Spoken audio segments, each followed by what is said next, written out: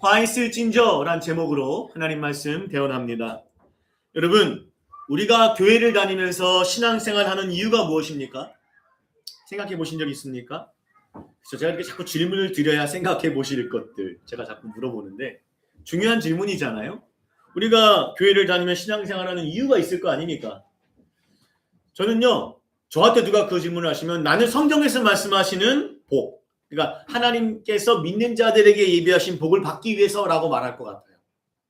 저는 세상의 복을 말하는 게 아닙니다. 하나님께서 믿는 자들에게 예비하신 복, 그 복을 받기 위해서 너는 신앙생활을 하고 교회를 다닙니다 라고 말할 것 같습니다. 그런데 중요한 사실이 있습니다. 중요한 사실이 있는데 그것은 여러분 무조건 교회를 다닌다고 해서 하나님께서 예비하신 그 복을 주신다는 것이 아니라는 거예요. 이게 더 중요하겠죠. 근데 사실 사람들은, 교인들은 그렇게 알고 다녀요. 그렇게 좀 잘못 알고 다니는 것 같아요. 내가 교회를 다니니까, 나는 예수 믿는다고 물어보면 믿는다고 말하니까 나는 그 복을 받을 거야.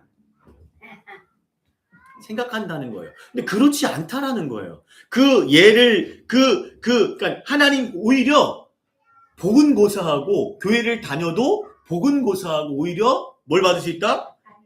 화를 받을 수 있다는 사실을 유념해야 된다는 거예요. 그러한 예를 잘 보여준 본문이 뭡니까?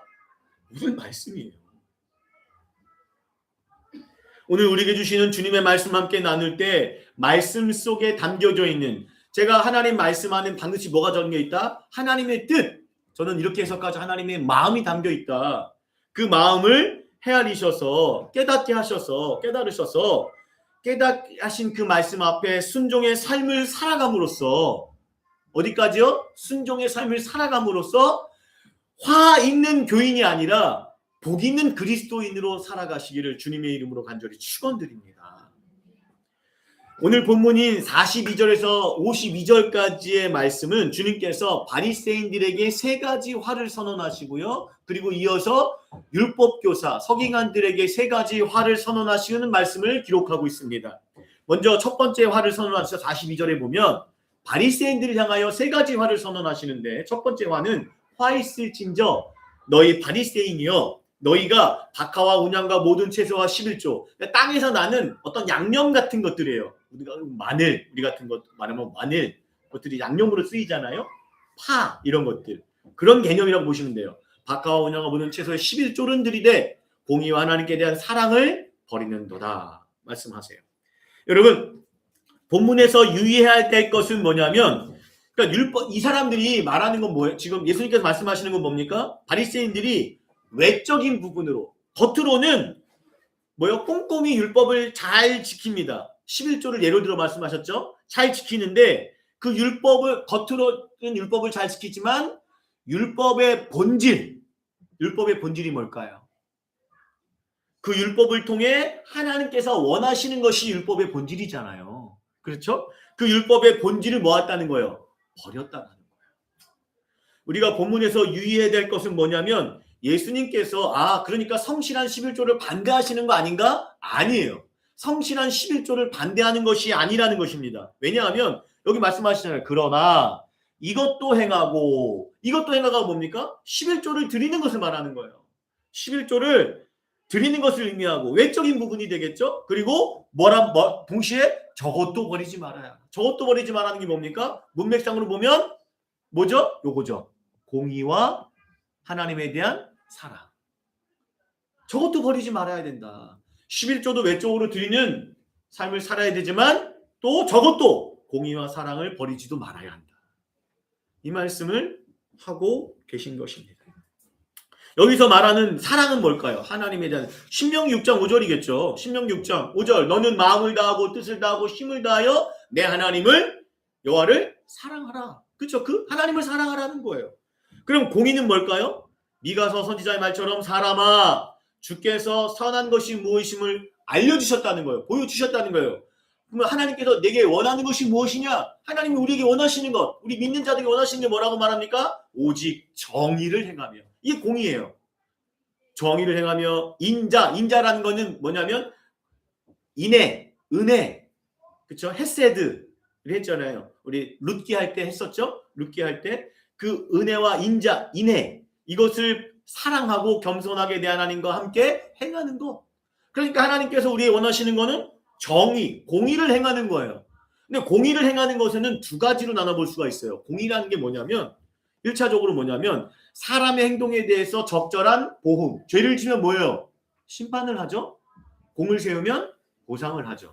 사람 행동에 적절한 보응과 보상을 하는 게 공의잖아요. 그렇죠? 아닌가요? 그렇죠? 그런데 성경은 이거 여기는 세상법도 이렇게 말하죠. 그러나 성경은 더 나아가서 뭡니까? 결국 어려운 자들을 돕는 것까지가 공의예요. 결국 이웃사랑이죠. 하나님의 공의는 이웃사랑이 하나님의 공의를 행하는 거예요. 그러니까 여러분 지금 예수님께서 바리새인 향하여 첫 번째 화를 선언하면 뭘 얘기하시는 거예요? 너희가 외적으로는 11조를 바치지만 뭐 하는 거예요? 실제적으로는 하나님과 공의, 율법의 본질이 되는 하나님을 향한 사랑과 공의를 버리며 살아가고 있다는 것을 책망하고 계신 것입니다. 여러분, 이들이 하나님을 사랑하고 이웃을 사랑하는 마음, 공의를 버렸다는 증거가 뭡니까? 마가복음 12장에 보면요. 바리새인들을 향하여 예수님 이렇게 책망을 하세요. 12장. 그들은 바리새인들을 말하거든요. 과부의 과산을 삼키. 과부의 과산이 뭐예요? 과부의 가산. 남편이 죽은 여인의 남편이 남긴 재산을 삼켜버린다는 거예요. 이게 어떻게 가능한 거냐면 우리 당시에는요. 2000년 전이죠. 우리나라도 100년 전만 해도 문맹률이 굉장히 높았잖아요. 100년 전만 조선시대만 해도 사람들이 글을 몰랐어요. 2000년 전에는 특히 유대인들은요. 여인들에게 글을 가르치지 않았어요. 교육을 시키지 않았다고요. 여러분 지금 시대에 태어난 걸 감사하게 여기셔야 됩니다. 네. 가르치지 않았어요. 일부러. 우리도 어렸을 때만 뭐 부모님 이상세대만 해도 잘 교육을 안 시켰죠. 여자분들에게는. 그렇죠? 특히 그 예수님 고대 시대는 더 그랬어요. 그러니까 글을 모르는 거예요. 남편이 죽었는데 이제 유산이 남았을 거 아니에요. 그걸 받아야 되면 행정적으로 이제 아내 앞으로 돌리거나 해야 될 거 아니에요. 글을 모르니까 당시의 종교 지도자들 도덕적으로 여긴 시황받는 바리새인들에게 찾아간 거예요. 동네 이제 유지죠. 찾아가서 이거 좀 봐달라고 하는데 그들이 뭐 하는 거예요? 글을 모르는 거 뻔히 아니까 뭐예요? 야마 전문 용어가 나오네요. 예. 삥땅을 치는 거예요. 가산을 삼키는 거예요. 그런 짓거리를 한 거예요. 이게 이웃사랑입니까? 아니죠. 그들의 실제를 정확하게 고발하고 계신 거예요. 그런데요, 여러분, 마태복음에 가면요, 우리 산상수훈 말씀, 팔복을 선언하신 마태복음에서 예수님께 우리 제자들에게 이 말씀을 하신 것들을 주목할 필요가 있어요. 내가 너희에게 이르노니, 너희는 팔복의 은혜를 받은 제자들이에요. 나중에 팔복도 한번 해드릴게요. 여러분, 너희에게 제자들에게 이르노니 뭐라고 말합니까? 너희 제자들의 의가 서기관과 오늘 본문에 나오는 사람들이죠. 서기관과 바리새인보다 더 낫지 않으면 중요한 말을 하죠. 결단코 어디에? 천국에 들어갈 수 없다. 굉장히 센 말씀이 멘트가 세시잖아요. 그냥 더 낫게 살아야나 아니라 천국 못 들어간대요. 여러분 바리새인과 서기관들의 의는 어떻습니까? 여러분 겉으로 보기에 그 사람들요. 하루에 3번씩 기도하고요. 일주일에 2번 금식하고요. 구제하고 선교하고요. 성경을 달달달달 구약 성경 시편 같은 걸 달달달 토라고 모세오경을 달달달 외워요. 히브리어로 외우고 막 살아요. 말씀을 막 주야로 갖고 살아요. 그 사람들과 더 의가 좋으세요? 자신 있으세요? 네? 우리 몇 번 기도해야 돼요? 하루에 5번 기도해야 되나? 금식 하루에 4일씩 해야 되나요? 가능합니까? 그걸 말씀하시는 걸까요? 아니요, 그렇지 않습니다. 여기서 바리새인과 서기관들보다 더 나은 의는 무엇이겠습니까? 바리새인과 서기관들은 외적인 종교적인 열심은 굉장히 열심이었어요. 율법을 지키고 행하는 것들에 대한 율법을 문자적으로 지키고 자신의 규정을 지키는 것은 열심이었지만 뭘 버렸어요? 오늘 말씀처럼 공의와 사랑을 버렸어요. 하나님을 사랑하고 이웃을 사랑하는 것, 그 의를 버렸다라는 거예요. 그러니까 여러분 제자들에게 말씀하시는 의는 뭐겠습니까? 그들보다 더 많은 율법적인 것을 지키라는 의미가 아니라 무슨 얘기입니까?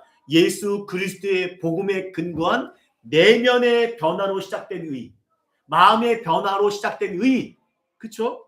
그래서 그런 사람들은 어떻게 해요? 외적인 신앙도 잘 하겠죠. 겉과 속이 달라지라는 게 아니에요. 바리새인들은 그렇게 하지만 그리스도인들의 의는 복음에, 예수 그리스도의 복음에 근거해서 마음의 변화가 일어나요. 그거에 근거해서 외적인 생활도 변화가 일어나고, 그 생활 속에서 뭐가 나타나는 거예요? 하나님을 사랑하고 이웃을 사랑하는 것. 그러니까 제자들에게 요구하시는 더 나은 의는 뭡니까? 율법의 핵심인 하나님 사랑, 이웃 사랑을 실천하는 거예요. 바리새인들은 그걸 하지 못했거든요. 그러니까 그게 더 나은 의예요. 해석을 하셔야 돼요, 잘. 그러니까 우리 제자들의 삶은 겉과 속이 거룩함으로 일치되어서 그것이 뭡니까? 내면에도 거룩하고 삶에서도 거룩한 삶. 제가 거룩장 어디라고 그랬어요? 구약에. 날마다 새로우시죠, 성경이? 언제요? 거룩장 하면 떼우는 거 어디라고 그랬어요? 어디 찾으라고 그랬어요? 성경 어디 있는디? 구약 성경 어디 있는디? 레위기 19장이라고 그랬죠. 거룩하면, 거룩한 삶 하면 레위기 19장 여러 번 읽어보세요. 거기 나오는 뭐예요? 내가 거룩하니 너희도 거룩하라 하면서 첫 번째 뭡니까? 하나님을 사랑하고, 곧바로 뭘 얘기합니까? 부모를 공경하고, 그럼 뭐예요? 대표적인 거 뭐예요? 이웃을 내 몸과 같이 하나, 거기에 있다고 했잖아요. 그래서 뭐 하라고 했어요? 추수할 때 뭐 하라고 했죠? 밥모퉁이 남겨놔라. 떨어진 거 줍지 마라. 왜? 어려운 과부와 고아와 나그네들을 위해서 남겨둬라. 그런데 뭐 해라? 내가 자녀가 많다. 그러면 그땐 남겨주지 말고, 내가 여유도 된다. 그럼 남겨놔라. 자녀가 있으면 어떻게 돼요? 내가 내 키워보니까 많이 먹어. 많이 먹어요. 못 남겨. 많이 못 남겨요. 많이 못 남기겠어. 하나님 그거 뭐라고 하지 않으세요. 그러나 아이들이 컸어요. 그럼 뭐예요? 그땐 더 넘길 수 있겠죠. 그게 뭐다? 거룩이다.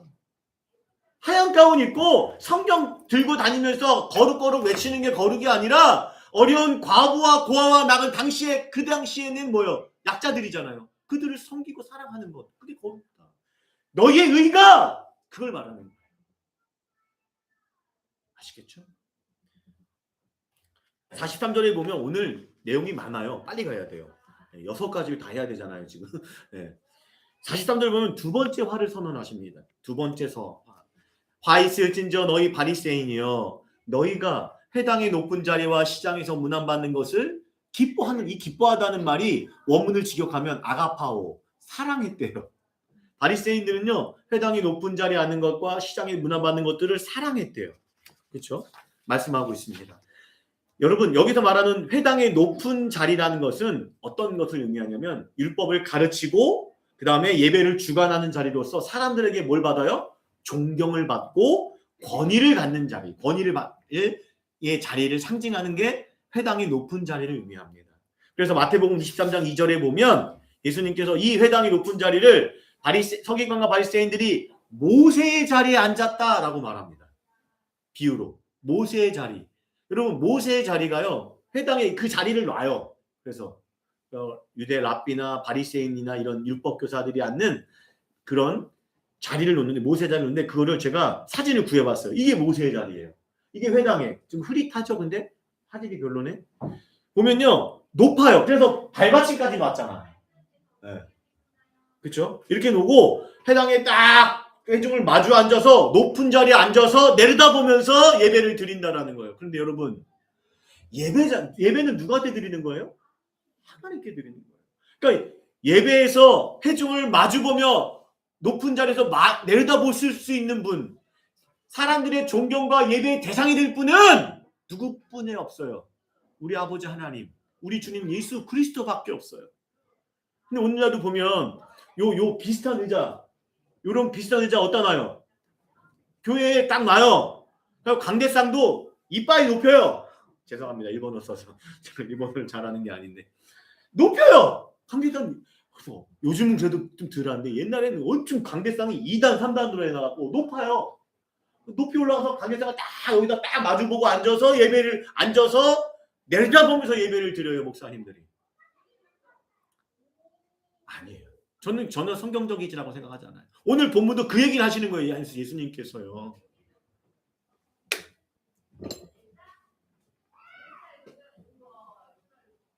여러분, 그리고 또 뭘 얘기하죠? 시장에서 문안 받는 것을 사랑한다고 그랬어요. 여기서 문안 받는 건 그냥 단순히 아유 잘 지내셨죠? 식사하셨어요? 이런 간단한 인사가 아니에요. 존경 어린 인사를 말하는. 오, 우리 친애하는 경애하는 아바의 모습 이런 개념으로 와 인사. 그리고 유대인들의 인사는 짧지 않아요. 좀 길어요. 막 그런 어떤 바리새인을 향하여 오늘따라 더 거룩해 보이십니다. 더 하나님의 말씀 가운데 살아가시는 모습이 제가 너무 존경합니다. 뭐 이런 어떤 인사들을 받는 것을 뭐 하는 거예요? 사랑한다. 기뻐했다. 그걸 원하는 거죠. 여러분 그러니까 보세요. 잘 보세요. 한번 들어가 보죠. 본문의 바리새인들이 회당의 높은 자리와 존경 어린 인사를 사랑했던 것은 그들이 지금 어떤 신앙생활을 하고 있는지 그들의 신앙의 정체성을 알려주는 대목이기도 해요. 여러분 바리새인들의 신앙의 정체성은 어떠한 것이겠습니까? 보세요. 아까도 제가 예배 전에 질문했지만 그 바리새인들에게는 지금 하나님이 지금 날 어떻게 보실까는 전혀 관심이 없어요. 하나님이 지금 내 신앙의 삶을 어떻게 보실지는 뭐예요? 염두에 두지 않고 살아가요. 오로지 뭐에? 사람이 나를 얼마나 존경하는가. 사람들의 눈에만 관심을 가지고 신앙생활을 하고 있다는. 그다음에 그 사람들의 신앙의 목적은 하나님이 나를 어떻게 보시냐가 아니라 사람들이 어떻게 나를 생각하느냐. 그러니까 이런 사람들을 뭐라고 불러요? 종교인이라고 하죠. 하나님이 없으니까. 종교인. 그렇죠? 종교인. 종교인의 특징이 뭡니까? 종교를 이용해서 사람들에게 인정과 우월감을 가지려 했던 거예요. 전형적인 종교인의 특징이에요. 종교인들이 그러니까 이단들 보세요. 특징이 뭡니까? 우르르게 만들잖아요. 자신을 어떻게 해요? 우상화시키잖아요. 신격화시키잖아요. 아닌가요? 하나님은 중요하지 않아요. 사람들에게 자기가 어떻게 보여지는지가 중요한 거예요. 여러분 종교인들에게 당시 유대교나 오늘날 기독교는 하나님께 나아가는 통로가 아니라 뭐예요? 자기 인정과 욕망을 채우는 수단으로 삼아버려요.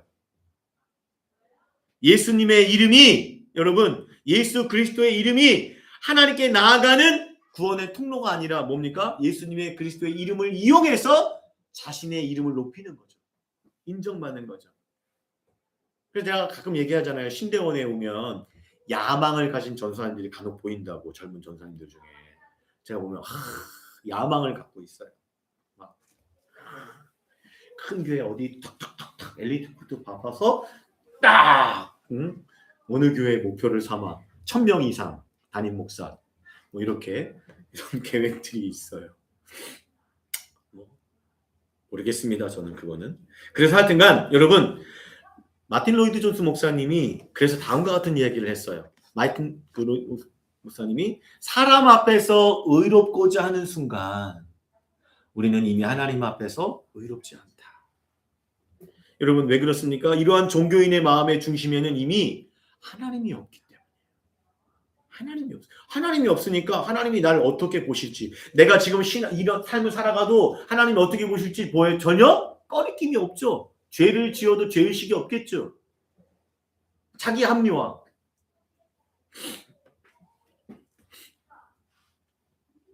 이러한 여러분 사랑하는 여러분 우리는 그럼 어떻게 신앙생활하고 있습니까? 우리의 신앙생활은 어떤지 한번 생각해 볼 필요가 있습니다.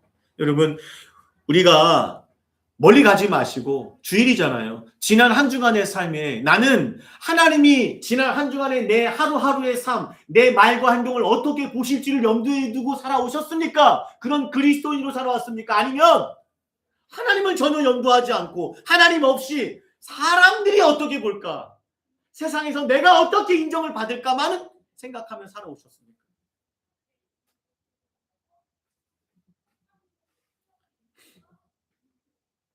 여러분 우리는 명심하십시오. 사람들의 세상적 신앙의 시선에 따라서 세상적 시선에 따라서 신앙생활하는 자들이 아닙니다. 우리는 누구 앞에서? 하나님 앞에서 코람데우 하나님 앞에서 믿음의 삶을 살아가는 그리스도인이라는 사실을 잊지 마시길 바랍니다. 네. 자, 44절에 보면 세 번째 화를 또 선언하고 있죠. 세 번째 화 있을진저 너희여 너희는 평토정한 무덤 같아서 그 일을 밟는 사람이 알지 못하는도다 라고 말씀하고 계십니다. 여러분 마태복음 23장에 보면요 이 평토정한 무덤을 이렇게도 표현하세요. 화 있을진저 외식하는 서기관들과 바리새인들이여. 이 병행구절이거든요. 근데 여기서는 뭐라고 말하냐면 회칠한 무덤 같으니라고 표현하세요. 누가복음에는 평토장한 무덤이라고 말하는데 마태복음에서는 회칠한 무덤이라고 표현하고 계세요. 그런데요, 이 두 개 이게 회칠한 무덤이나 평토장한 무덤이나 비유적 표현이거든요. 바리새인과 서기관들을 비유하는 비유적 표현이에요. 의미는 똑같아요. 무슨 얘기냐면 여러분 본래 유대인들은 무덤을 만들 때 어디다 만들어요? 동굴에 만들어요. 예수님도 돌아가시고 무덤에 그 동굴에 장사 지냈잖아요. 근데 그거는 좀 재력이 있는 사람들이에요. 우리도 그렇잖아요. 요즘도 화장 한번 하려면 돈 많이 들어가대요. 보니까. 그렇죠? 그래서 뭐 좋은 무덤이 돈 있는 사람들 막 하기도 하고 좋은데 하기도 하잖아요. 근데 돈 없는 사람들은 어떻게 해요? 가끔 뿌리기도 하고 막 그렇죠. 다르잖아요. 그러니까 지금 그때도 동굴에 무덤을 짓는 거는 어느 정도 좀 재력이 있는 사람들이 그렇게 했고요. 보통 가난한 사람들은 평토장에 무덤을 했다고 합니다. 그냥 땅에 묻은 거죠. 근데 특별히 어디다 많이 묻기를 선호했냐면 성지인 예루살렘 성전이 있는 그 근방, 예루살렘 성 근방에 그런 평토장한 무덤들이 많이 있다고 했다고 합니다. 근데 평토장 무덤의 특징이 뭐예요? 우리나라 무덤 이렇게 올라왔으니까 알잖아요. 근데 평토장은 뭐예요? 땅 같아요. 그러니까 뭐예요? 무덤인지를 알 수 없다라는 거예요. 그래서 근데 문제는 뭐냐면 민수기 19장에 보면 율법에 보면 누구든지 들에서 칼에나 죽은 자나 시체나 사람의 뼈나 무덤을 만졌으면 1일 동안 7일이거든요. 7일 동안 부정해지리라. 그래서 이때는 뭐예요? 제사도 참석할 수 없고 해당 예배 들어갈 수도 없어요. 그러니까 여러분 사람들이 이 평토장한 무덤을 밟아 부정하지 않게 하려고 뭘 했냐면 석회를 칠했어요. 그리고 회칠한 무덤이에요. 석회를 칠해서 표시를 했다고 합니다. 그런데 오늘 본문에 예수님께서 바리새인들을 향해 평토장한 무덤, 회칠한 무덤 같다고 뭐하고 계십니까? 강하게 책망하고 계신 것입니다.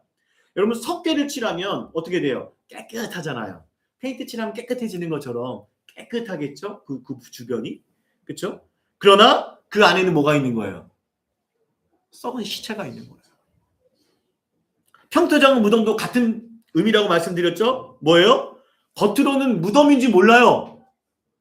칠하지 않았을 때는. 그런데 뭐 하는 겁니까? 그 안에는 썩은 시체가 있다는 거예요. 한마디로 뭐 하는 거예요 지금? 뭘 책망하고 계신 거예요? 그들이 겉과 속이 다른 위선적인 신앙을 책망하고 계신 거예요. 그래서 근데 여러분 우리가 지난 시간에도 위선적인 신앙이 알아봤지만 이 위선적인 신앙이 더 심각한 문제가 있어요. 오늘 본문에서 예수님은 그것을 더 일갈하고 계시는 건데 위선적인 신앙의 문제는 개인적인 문제가 아니에요. 오늘 본문에 보세요. 여러분 본문에 비해서 더 심각한 사실은 사람들이 평토장한 무덤을 또 회칠한 무덤을 밟으면 어떻게 돼요? 부정해지죠. 그런 것처럼 사람들이 바리새인들을 만나면 그들에게 교제하고 그들의 가르침을 받으면 어떻게 되는 거예요? 부정해진다. 정확하게 말하면 뭐예요? 시체와 같이 죽는다라는 거예요. 이게 예수님께서 가장 진노하신 큰 이유예요. 너만 죽는 게 아니라 다른 사람도 죽게 하는 거예요.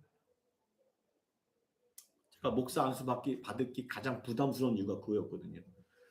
이제는 나 하나만 잘못하는 게 아니니까. 그렇기 때문에 위선적인 신앙은 단순히 그 개인의 죄로만 끝나지 않습니다.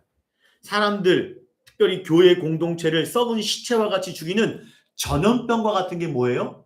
위선적인 신앙이라는 거예요. 실제로 오늘날 교회들이 그런 신앙을 많이 보이면 문제가 되잖아요.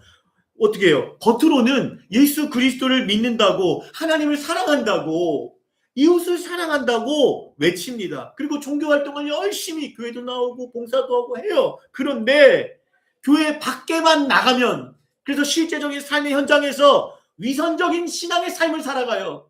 교회 안과 교회 밖의 삶이 이원론적으로 바뀌어버려요. 그래서 오히려 어떻게 살아가요? 교회 안에서는 거룩해 보이는데 교회 밖에 나가면 안 믿는 세상 사람들보다 더 악하게 살아요. 더 거짓말하고. 어떤 분이 그렇게 하더래요. 교회 민원이 들어왔대요. 우리 회사 사장님이 이 교회 다니냐고. 회사에서 하도 욕을 해대니까 여기 교회 다니는 교회 맞냐고. 너무 힘들다고. 그래서 뭐합니까? 문제가 뭐예요? 그렇게 위선적인 신앙의 삶을 교인들이 교회 밖에서 살아가면 어떻게 돼요? 그 교인을 통해서, 그 교회를 통해서 복음을 듣고 돌아와서 생명을 얻어야 될 한 영혼이 구원을 얻지 못해 죽어요. 심지어 같이 교회 다니는 사람들끼리도, 교회 다니는 어떤 사람들은 중직자 계시고 오래 다니고 그러니까 터줏대감들이 계시잖아요. 그런 분들이 위선적인 신앙을 해요. 근데 갓 교회 나온 분들이 저분들을 삶을 보면서 뭐야? 권사 맞아? 목사 맞아? 그리고 어떻게 해요? 마음의 상처를 받고 뭐예요? 가까워지려고 교제하다 보니까 실체를 알아버린 거예요. 그러니까 뭐예요? 교회를 교회 됐어. 그리고 떠나 가나안 성도가 돼버리는 거예요. 가나안 성도가 뭔지 아시죠? 가나안 성도를 거꾸로 하면 어떻게 돼요? 안 나가. 교회 나갔다가 안 나가는 성도, 가나안 성도들 되게 많다고 하더라고요. 왜요? 위선적인 신앙을. 위선적인 신앙을 보기 학을 띠니까. 역겨우니까. 저 같은 목사들이나 중직자들이 정신 차려야죠. 그래서 여러분 지금 바리새인이 선포한 이 세 가지 화를 보면서 저는요. 우리 그리스도인들에게 반드시 필요한 두 가지를 권면해드리고 싶어요. 두 가지. 첫 번째는 뭐냐면 정직이고 두 번째는 겸손인 것 같아요. 여러분 왜 그러냐면 첫 번째 화가 뭐였죠? 11조는 드리지만 공의와 사랑을 버리는 것. 겉과 속이 다른 거죠? 위선이잖아요. 이것도. 또 세 번째가 아까 방금 말한 것처럼 평토장한 무덤 같은 거. 그렇죠? 위선적인 신앙의 반대는 뭐예요? 하나님 앞에 정직한 신앙의 삶을 사는 거예요. 내가 죄 지었어 하니까 눈물을 뿌리며 회개하고 몸부림쳐 회개하는 삶을 살아가는 정직한. 다윗이 그랬잖아요. 그가 완벽했어요? 죄 지었어요? 그럴 때마다 뭐 했어요? 하나님 앞에 정직하게 나아갔잖아요. 두 번째는 뭡니까? 겸손. 두 번째 화가 뭐였어요? 높은 상속에서, 그쵸? 또는 무단 받는 거, 교만이잖아요. 여러분, 왜 정직과 겸손이 하나님 앞에 우리가 건강한 신앙을 만들 수 있을까요? 왜 그럴까요? 여러분, 제가 성경을 계속 봐도요, 하나님은요, 하나님 앞에 정직하고 겸손한 자를 내치신 적이 없어요. 그들에게 은혜를 베푸시죠. 그들이 실수해도 그들은 완벽하지 않아요. 인간이 어떻게 완벽합니까? 어떤 사람도 다 하나님 앞에 실수하고 죄를 지었지만 그런 하나님의 사람들은 하나님 앞에 정직하게 회개하고 겸손하게 엎드렸어요. 하나님은 절대로 명시 기억하세요. 하나님 앞에 정직하고 겸손한 사람을 내치지 않으시고 오히려 뭐 하신다? 은혜를 베푸신다는 사실을 잊지 마시길 바랍니다. 그걸 아는 사람이 지혜로운 사람 아닐까요? 계속해서 볼게요. 그러자 이렇게 바리새인들에게 화를 선언하니까 45절에 뭐예요? 한 율법 교사가 예수님께 뭐예요? 왜 우리를 모욕하십니까? 여기서 우리란 표현하죠? 우리를 모욕하십니까? 라고 말합니다. 왜 그러냐면 여러분 율법 교사가 서기관을 말해요. 서기관 율법과 똑같은데 율법 교사와 바리새인들의 관계를 좀 알 필요가 있어요. 율법 교사, 서기관들은 어떤 일을 하는 사람들이냐면 구약 성경의 율법들이나 말씀들을 뭐예요? 해석하는 권위를 가졌어요. 해석하는 권위라는 게 뭐냐면 그 사람들이 해석하면 뭐예요? 누가? 바리새인과 같은 유대의 유력한 종교 지도자들이 뭐예요? 실천해요.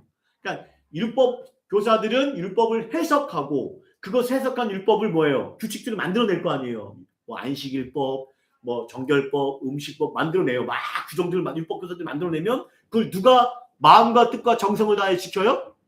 바리새인들이 자신의 생활을 지켜요. 그러니까 이 둘은 정말 뗄래야 뗄 수 없는 관계죠. 그러니까 근데 그 바리새인들 중에 율법에 좀 학식이 높은 사람들이 뭘 하냐면 율법 교사를 했어요. 그러니까 바리새인들의 리더십에 있는 지도자들이 누구에게 했어요? 율법 교사들이었어요. 같은 그러니까 바리새인들을 욕한다라는 건 곧 누굴 욕하는 거예요? 그들을 가르쳤던 율법 교사를 욕하는 거예요. 그러니까 그들이 이제 막 예수님께 따지고 든 거예요. 그러자 예수님께서 이 율법 교사들을 향해서도 뭐요? 세 가지 화를 선언하셨어요. 첫 번째 화가 뭡니까? 화 있을진저 또 너희 율법 교사여. 그러면서 뭔 얘기하시죠? 너희는 지기 어려운 짐을 사람에게 지운다. 이 짐을 뭐겠어요? 실제 짐을 말하는 게 아니라 율법의 짐을 지운다라는 거예요. 아까 말했던 것처럼 율법의 짐들을 막 지들이 막 해석해서 예를 들어 볼까요? 안식일법 같은 거를 지들이 만들었어요. 그래서 마태복음, 누가복음 13장에 보면 나올 건데 예수님께서 안식일에 18년 동안 허리가 굽어져서 예수님 이렇게 표현해요. 마귀에 눌려서 메인바디여서 허리를 펴지 못한 여인을 안식일에 치료하시려고 하니까 뭐합니까? 회당장, 이 바리새인이거든요. 이 사람이 뭐합니까? 뭐라고 말해요 여기? 아니 여세 동안 일할 날이 많은데 왜 우리 만든 안식일법을 어겨서 안식일을 치료하느냐? 하지 말라는 거예요. 그러니까 예수님께서 15절에 외식하는 자들아, 이선적인 자라는 거예요. 너희도 소나 이런 나귀를 안식일에도 풀어서 물을 먹이지 않느냐. 그러면서 지금 18년 동안 마귀에게 눌려있던 이 아브라함의 딸을 놓여서 치유하는 것이 너희들의 그 안식일법 때문에 하지 말아야 되느냐? 이 위선적인 자들아, 그들을 책망하시. 이게 뭐예요? 그들이 만든 율법으로 만들어서 규례로 사람들에게 침을 막 주는 거예요. 손을 닦았느냐 안 닦느냐에 따라서 부정한 자다, 부정하지 않은 자다, 거룩한 자다, 막 하나님과 분리를 시켜버리고 계속 율법의 짐을 지우는 거예요. 지켜야 될 규정들이 많으니까 어떻게 돼요? 무거운 거죠. 안 하면 어떻게 되는 거예요? 경건하지 않은 자다. 그렇죠? 넌 유대의 거룩한 하나님의 백성 아니다. 막 이렇게 정죄를 해버리고 하니까. 그러면서 또 뭔 얘기도 합니까? 율법의 짐만 지우는 게 아니라 또 뭘 하시냐면 너희는 율법의 그 짐을 날라 막 실게 지우면서 뭐 하는 거예요? 그럼 너희는 손가락 하나도 대지 않는다. 이게 무슨 말이에요? 손가락 하나라도 같이 들지 않는다는 거예요. 예수님 표현 재밌으시죠? 손 하나 갖다 가지 않고 도와주잖아요. 그 백성들을 향해서 은혜와 자비를 베풀지 않는다라는 거예요. 혹시 우리 교회가 그러지 않습니까? 서로를 향해서 이러한 짐들을 지으면서 교회 생활을 하고 있지는 않습니까? 소위 제가 일명 이 정도는 해야지 권면이라고 제가 정해봤어요. 이 정도는 해야지 권면인 뭔지 아세요? 아이, 박 집사 이 정도는 헌금을 해야지. 김권사 기도는 이 정도는 해야지. 이것도 막 이렇게 말하면서 근데 이 정도의 기준이 뭐예요? 문제는 이 정도의 기준 성경 기준이면 참 괜찮을 것 같은데 이 정도의 기준이 뭐예요? 나예요. 내가 봤을 때 이 기준을 잡는 거예요. 그래서 서로에게 복음의 은혜보다는 율법주의적 짐을 지우고 있지는 않냐는 거예요. 제가 청년부 사역 갈 때 주일날이었어요. 주일날이었는데 청년부가 그날 내가 청년부들이 각 한 달에 한 번인가 기억이 거의 한 10년 전 얘기라서 어른들을 음식을 섬기는 사역을 하자. 청년들 그때 인원이 좀 됐었으니까 한 20명 됐으니까 하자 해갖고 이제 했는데 그때 떡볶이를 해드리자 했던 것 같아요. 내 기억에는. 그래서 이제 한데 부탄가스를 하려고 하는데 부탄가스가 떨어진 거야. 그러니까 내가 청년 임원 한 명한테 야 가서 부탄가스 사와 그랬더니 얘가 시험이 된 거야. 나중에 알고 봤더니 목사님이 그때 전도사였죠. 전도사님이 주일날 돈 쓰게 했다고. 거룩한 주님의 날인데 돈을 쓰게 했다고. 그거 누구한테 배운 거예요? 그때 담임 목사님한테 배웠어요. 근데 내가 아니 그렇지 취지는 좋다. 주일날 자꾸 함부로 돈 쓰고 이러는 거 그건 좋다. 그건 근데 지금 우리 뭐 하려고 한 거냐? 교회 일 하려고 성도 어른들 교제하고 섬기려고 했던 거 아니냐? 너무 율법에 얽매인 거 아니냐? 그 아이에겐 짐이 된 거예요. 그게 시험이 된 거예요. 그런 거 많지 않아요? 나 어렸을 때 그런 거 많이 들었거든요. 주일날 돈 쓰는 것부터 시작해서 와, 돌을 던져요. 돌을 던져요. 율법에 돌을 던지면 머리 깨지고 마음 깨지고. 여러분, 팀 켈러 목사님이 이런 말을 했죠. 복음은 짐을 벗겨주지만 종교주의, 율법주의는 늘 더 많은 짐을 얹어준다. 복음은 짐을 벗겨줘요. 사랑하는 여러분, 우리 예수님은 저와 여러분에게 짐을 더하여 주지 않으셨잖아요. 우리의 짐, 특별히 우리의 죄의 짐을 대신 지시고 십자가를 지셨다는 사실을 잊지 마시길 바랍니다. 자, 이어지는 47절에서 51절은 이제 율법 교사들을 향해서 말씀하시는데, 율법 교사 두 번째 화죠. 두 번째 화를 선언하시는데, 먼저 47절, 48절 말씀을 볼게요. 47절, 48절 보면은 화 있을진저 너희는 선지자들의 무덤을 만드는도다. 그러니까 쉽게 얘기해서 지금 당시의 율법 교사 서기관들인 구약의 그 조상들처럼, 구약의 조상들 누구냐면 선지자들을, 서기관들, 이런 그 유대의 종교 지도자들이었죠. 그 사람들이 잡아 죽였거든요. 하나님 말씀을 전하는 사람들을 죽였어요. 근데 지금 너희도 똑같은 짓을 하고 있다. 그러면서 그들은 죽이고 너희는 무덤을 만드니라고 말합니다. 근데 이게 얼마나 또 그들이 외식적인 생활을 했냐면, 다 예수님 당시의 율법 교사들은요, 유대교니까 그때 당시 성경은 구약 성경이죠. 구약 성경의 선지자들을 굉장히 존경했어요. 그래 자신의 종교심이 인정받으니까 막 구약 선지자들 이사야, 예레미야 선지자들 막 존경하고 그런 선지자들의 무덤을 아름답게 꾸몄어요. 근데 예수님 그걸 이갈하시는 거죠. 왜냐하면 여러분 보세요. 선지자들을 존경하는 것과 선지자들의 말을 순종하는 것은 다르다라는 거예요. 선지자를 존경한다고 해서 그건 본질이 아니에요. 진짜 본질은 뭐예요? 구약에서부터 전해왔던 선지자들의 말을 듣고 순종하는 거예요. 너희는 지금 그러지 않고 있다. 그 증거가 뭐예요? 지금 예수님 당시의 율법교사가 너희 조상들처럼 구약의 선지자들이 말한 것들을 듣지도 않고 그들을 죽였던 것처럼 지금도 너희도 그러고 있다. 왜? 그 증거가 뭐예요? 구약의 선지자들이 증언한 메시아 예수 그리스도를 뭐하고 있어요? 박해하고 거부하고 있잖아요. 그리고 결국에 뭐예요? 예수님을, 하나님의 아들이신 예수님을 십자가에 못 박아 죽이잖아요. 그러고 있다. 여러분, 그러면서 49절에 뭐라고 말합니까? 예수님뿐만이 아니라 예수님이 보낸 선지자와 사도들 또한 그들이 박해하고 죽일 것이다 말씀하고 계세요. 그러자 뭐야? 예수님께서 심판을 선언하세요. 50절 창세유로 흘린 모든 선지자의 피를 이 세대가 담당하되 아벨의 피로부터 제사장 성전의 사이는 죽임을 당한 사가랴, 이건 역대하 24장에 나오는 스가랴를 말한다고 학자들이 말하는데, 그들의 피를 너희가 담당할 것이다. 그래서 이 세대가 담당하는, 이 세대가 당시 예수님 세대라고 해서 학자들마다 의견이 분명한데, AD 70년경에 예루살렘이 로마에서 멸망을 당하잖아요. 그 심판을 말하기도 한다. 또는 아니면 재림의 종말론적 심판을 당할 것이다. 이렇게 말하기도 하지만 저는 모르겠어요. 그건 정확하게 저도. 그러나 중요한 것은 무엇입니까?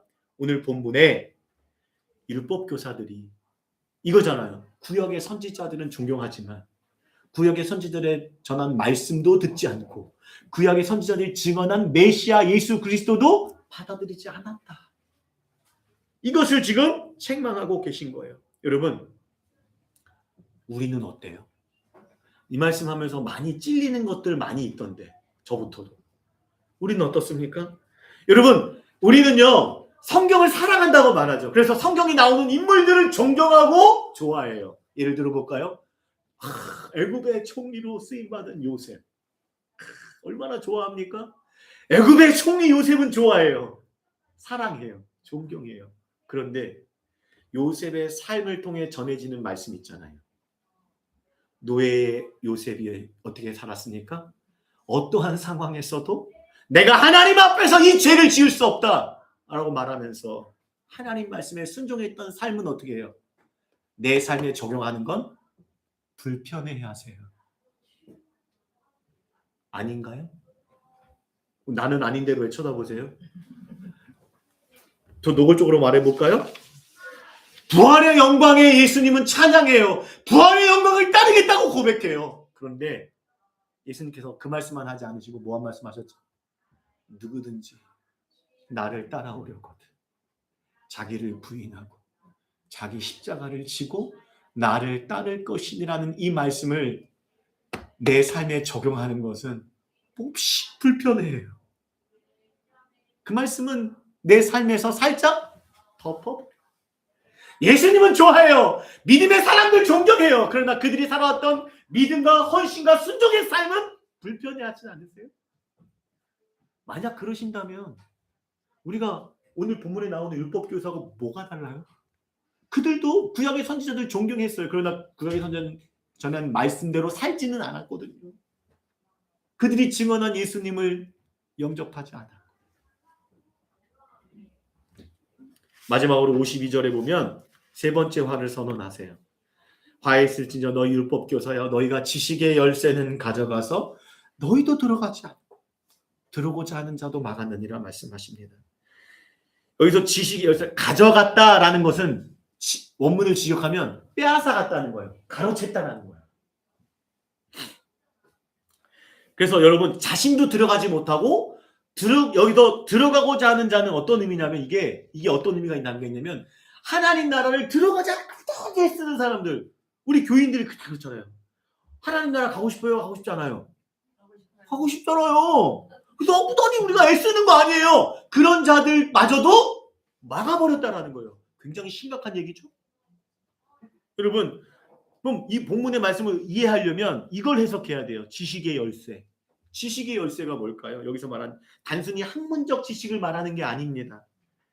하나님을 알고 잘 들으세요. 여기서 지식의 열쇠는 하나님을 알고 하나님께 나아가는 길을 여는 열쇠예요. 하나님께 나아가야 하나님 나라에 들어갈 수가 있거든요. 그 길에 열쇠를 막았다.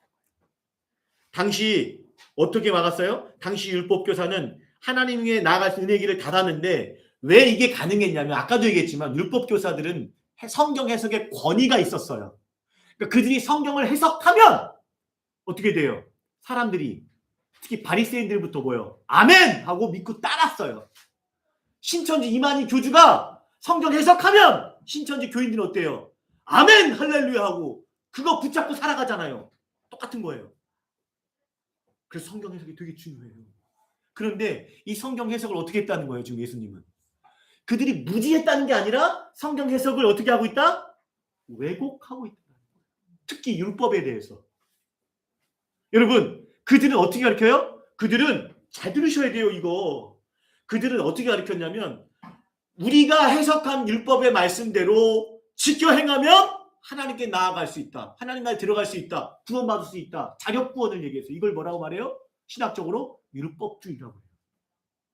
율법주의. 율법을 지켜야 모든 종교는 자력 구원이에요. 기독교만 빼고. 불교는 뭐예요? 득도하면 해탈할 수 있다 하죠. 힌두교는 어차피 불교가 힌두교에서 나왔으니까 똑같은 거고 4대 종교, 고등 종교. 이슬람교는 뭐예요? 쿠란을 지켜야 뭐 할 수 있다? 알라가 우리를 하나님께 데려간다. 그렇죠?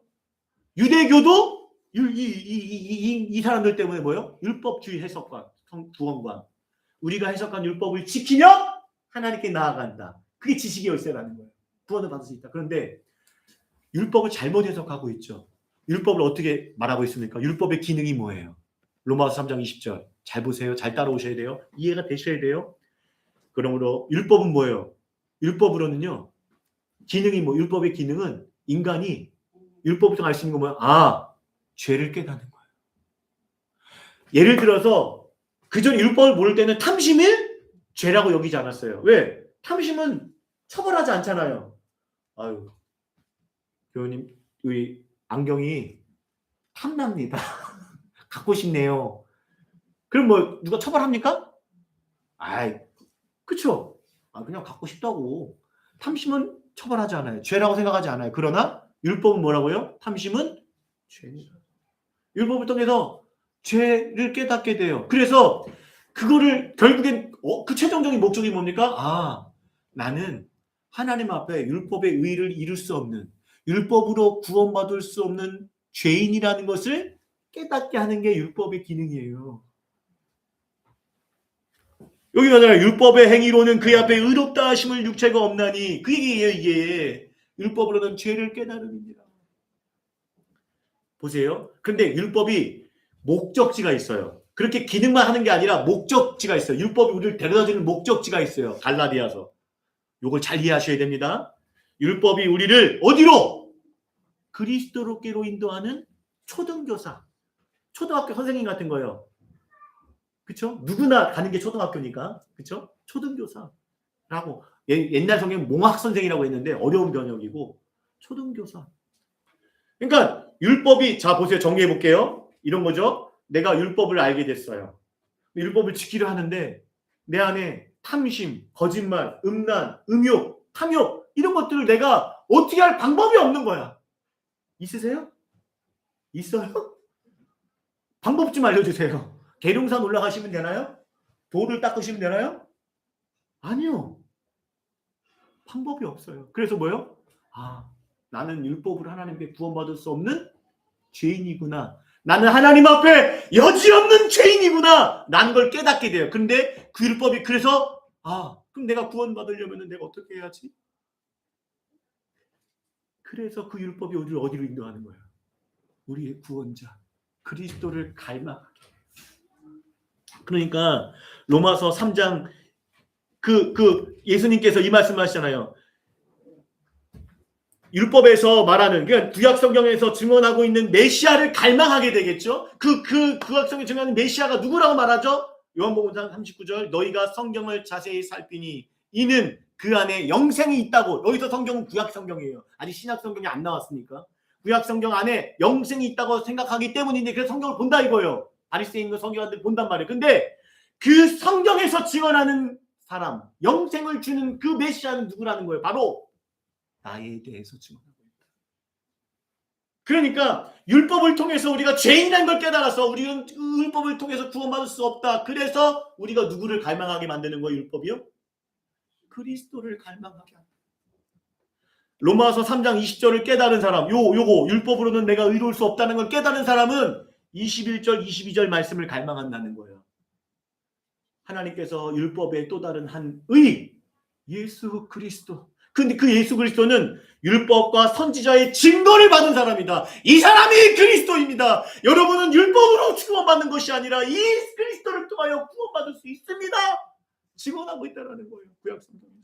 그게 누구라는 거예요? 나, 예수 그리스도. 그러니까 여러분, 본문의 지식의 열쇠는요, 뭔가 득도를 하고 율법을 더 많이 외우고 알아서 얻어지는 것이 아니라 예수 그리스도께서 열어주신 구원의 문을 깨닫는 거예요. 하나님께 나아가는 지식의 열쇠는 율법을 더하는 지적 능력으로 되는 것이 아니라 율법의 의를 이루신 예수 그리스도를 알고 믿으며 그분께 나아가는 것. 그게 지식의 열쇠라고요. 주님께 사랑하신 신실한 교회 공동체 여러분, 결론적으로 오늘 말씀 6가지 화를 알아봤잖아요. 결론적으로 질문 하나 드릴게요. 우리 예수님께서 왜 화 있을진저라고, 화라는 게 뭐예요? 심판이잖아요. 왜 심판을 선언하고 계실까요? 우리 예수님은 복을 주러 오신 분이고 구원하러 오신 분이었잖아요. 초림의 예수님은. 재림의 예수님은 심판에 주러 오신다고 성경이 말씀하지만 지금 초림이잖아요. 십자가를 지러 오신 예수님께서 왜, 그런 예수님께서 왜 화 있을진저, 그것도 누구예요? 하나님을 열심히 믿는다는 자들에게, 세상 사람들에게 하는 게 아니에요. 이방 사람들, 로마인들에게 하는 얘기가 아니잖아요. 오늘로 말하면 교인들에게 하는 말이잖아요. 왜 화 있을진저 심판을 선언하고 계실까? 왜요? 저 보세요. 지금부터 저만 보셔야 돼요. 이거 얘기하려고 그렇게 6가지를 그렇게 해석해냈는데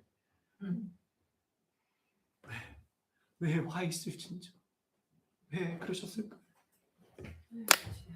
돌아오라는 거예요. 그러니까 돌아오라는 거예요. 여러분 보세요.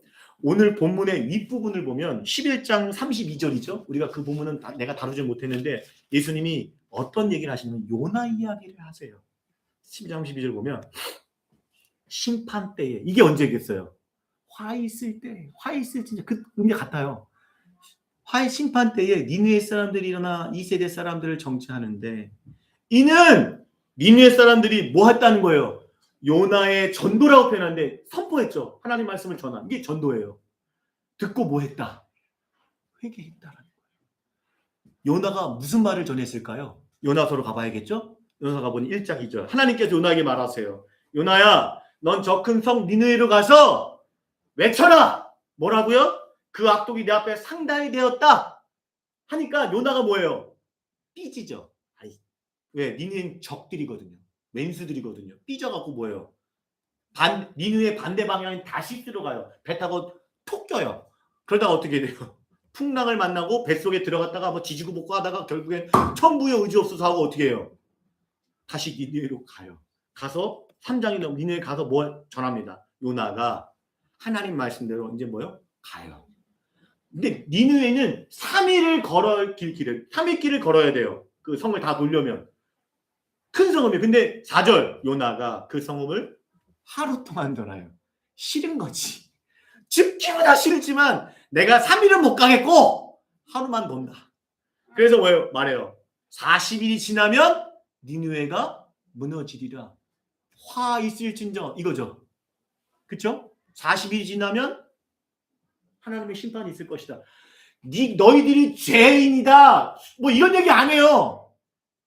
우리는 하잖아요. 죄인이 왜요? 죄인이 아니면 깨닫고 회개할까 봐. 이런 얘기도 안 해요. 이걸 전도라고 하고 있는 거야. 지금 이 요나가. 당신은 하나님의 죄를 지었으면 이렇게 얘기해야 되는데 그런 얘기를 안 해요. 왜요? 깨닫고 회개할까 봐. 이것만 얘기하고 다녀요. 그러니까 근데 여러분 하나님은 대체 왜 요나에게 이 말을 선포하게 했을까요? 왜 화를 선언하게 했을까요? 왜 그래? 하나님이 이유가 있으셨을까? 요나를 지지고 볶고 하면서 왜 그러셨을까요? 니느웨 사람들이 돌아오라. 이 말씀을 듣고 앞으로 너에게 심판이 있을 것이니까 뭐 하라는 거예요? 돌아오라. 슈브. 삶을 어떻게 해요? 슈브가 뭐예요? 잘못됐습니다. 이게 아니라 세상으로 가는 방향에서 돌아서 이거예요. 어디로? 하나님께로. 이게 슈브예요. 하나님 잘못했습니다. 입으로 나불나불하는 게 아니에요. 돌아오라. 그러자 그들이 어떻게 합니까? 5절. 사람들이 하나님을 첫번에 믿었어. 하나님 믿었다는 건 제가 얘기하잖아요. 그 사람을 믿는 거는 뭘 믿는 거예요? 그 사람의 말을 믿는 거죠. 하나님이 요나를 통해 전한 말씀을 믿었어요. 그것도 요나가 제대로 전하지도 않았는데 그걸 제대로 알아먹고 그 말씀을 믿고 어떻게 해요? 금식을 선포해요.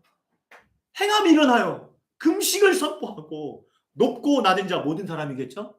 베옷을 회개하고 돌이킨다.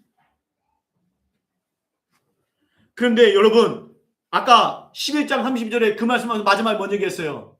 그런데 요나보다 더 크니 하나님의 아들이시고 하나님이신 예수 그리스도께서 오셔서 첫 일성이 뭐였어요? 마태복음 4장 19절. 회개하라 천국이 가까이 왔느니라 라고 선포하시면서 예수께서 그리스도 되심을 가르치시고 보여주시고 능력을 행하시며 그렇게 주구장창하셨는데 종교 구약에 능통한 구약의 바리새인과 서기관들 구약을 안다고 말하는 사람들조차도 그 예수 그리스도를 보고도 뭐 했어요? 믿지 않고 거부하고 오히려 십자가에 못 박아 죽이는 일까지 행했다라는 거예요.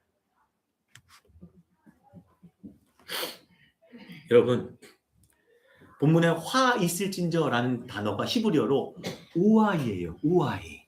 여기 예수님의 마음이 담겨 있어요. 우아이가 뭔지 아세요? 감탄사인데 이건 뭐예요? 슬픔과 애통이 있는 감탄사예요. 그러니까 예수님이 지금 막 화가 나고 진노하셔서 화 있을 진주 이런 게 아니라 애통하는 마음, 피통한 마음, 화 있을 진주. 우와, 뭐하는? 무슨 말이에요? 얘들아, 나한테 하는 얘기 같아요. 장 목사야, 너 그렇게 계속 살면 죽어. 돌아와. 아버지의 마음을 지금 당시 바리새인과 서기관들과 지금 우리 교회를 향하여 외치고 계시는 거예요. 우와, 화 있을지. 저주의 선언이 아니에요.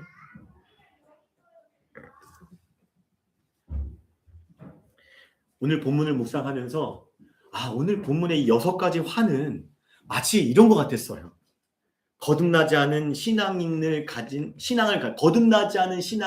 교인들의 진단서 같다는 생각을 했어요. 진단서. 여러분, 의사가 진단서 언제 내요?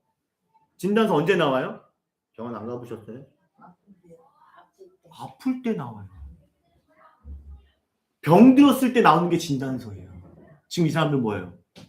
신앙적으로 병 들었잖아요.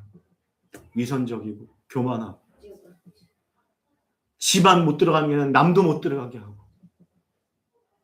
하나님 말씀을 왜곡하고 순종하지 않고 병 들었어요.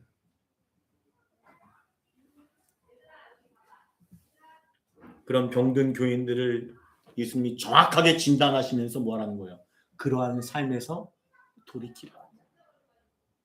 이선적인 신앙에서 돌이키고 교만한 신앙에서 돌이키고 다른 사람을 억누르는 삶, 다른 사람의 짐을 지우는 삶에서 돌이키고 너뿐만이 아니라 다른 사람도 죽이는 그런 교만한 삶에서 돌이켜라.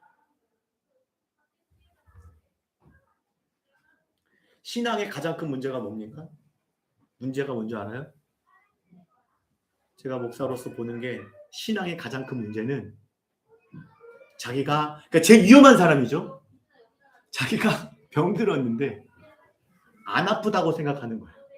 병든 줄 몰라요. 진단을 해주시는 거예요. 너 아파. 근데 문제는 뭐예요? 안 아프다는 거예요. 왜요? 나 예수 믿는데? 나 교회 다니는데? 나 봉사하고 나 직분이 권사인데? 나 목사인데? 그래서 뭐예요? 난 안 아프다는 거예요. 근데 정작 삶은 뭐예요? 병 들었어. 어떤 병? 어떻게 하면 돼요? 회개하는 삶이 없어. 나는 회개했다고 말했는데, 그래서 나는 구원 받았는데, 근데 문제는 뭐예요? 병든 건 회개에 합당한 삶을 살지 않아요. 병든 거 아니에요? 사랑하는 여러분, 왜 우리가 회개하며 살아가야 합니까? 여러 가지 다 각설하고 시간 다 지나갔으니까 왜 우리가 회개하며 살아가야 돼요? 예수님 말씀 그대로 인용을 할게요. 마가복음 이 말씀하세요. 이르시되 때가 찼고 구원의 때가 이르렀는데 구원 받으셔야죠. 하나님 나라가 우리에게 임하였어요. 이미 임하였고 이제 또 임할 거예요. 그랬는데 회개하고 복음을 믿어야 되는데 회개는 말로만 하고 믿음도 말로만 말해요. 회개의 산도 없고 믿음의 삶도 없어요. 예수님을 존경하지만 예수님 말씀대로 살지 않아요. 간디가 말했대잖아요. 나는 예수님은 좋아하지만 예수 믿는 사람들은 싫어한다. 왜요? 예수 믿는 사람, 간디가 인도의 그 영국이 식민지 속에 있는 민족 지도자였잖아요. 근데 영국은 크리스찬 국가잖아요. 믿는 자들이라고 말하는 영국인 사람들이 하는 삶을 보니까 이건 예수 믿는 처럼 살지 않거든. 예수님을 믿는다 말해놓고 예수님처럼 살지 않아요. 회개해놓고 회개 합당한 삶을 살자. 사랑하는 여러분, 전 오늘 말씀이 꼭 이러는 것 같아요. 너 지금 아프니까 내게 나와라. 내 십자가의 보혈로 와서 씻음 받고 나음 받아라. 돌아와라. 그렇게 위선적인 신앙생활 하지 마라. 제발 하나님 앞에 정직하고 겸손하게 하나님 말씀대로 살아. 그게 회개하는 삶이다. 십자가 앞에 나아가셔야 합니다. 다시 한번 우리의 신앙을 예수님의 십자가 앞에 나아가셔서 속죄받고, 속죄받은 사람은 뭐예요? 속죄받았으면 십자가의 은혜로 보혈로 속죄받아서 그럼 어떻게 해야 돼요? 속죄받은 자답게 회개에 합당한 삶을 사시는 거예요. 그게 그리스도입니다. 오늘 그 말씀을 주시고 계신 거예요. 돌아오는 한 주간의 삶 속에서도 예수 그리스도를 믿는다 고백했다면, 우리의 죄를 회개하며 고백했다면, 십자가의 보혈로 속죄함을 받았다고 믿으신다면 회개에 합당한 삶을 살아가셔서 여러분이 하나님 통해 삶을 통하여 하나님 나라를 이루어 가시기를 주님의 이름으로 간절히 축원드립니다. 찬양하기를 원합니다.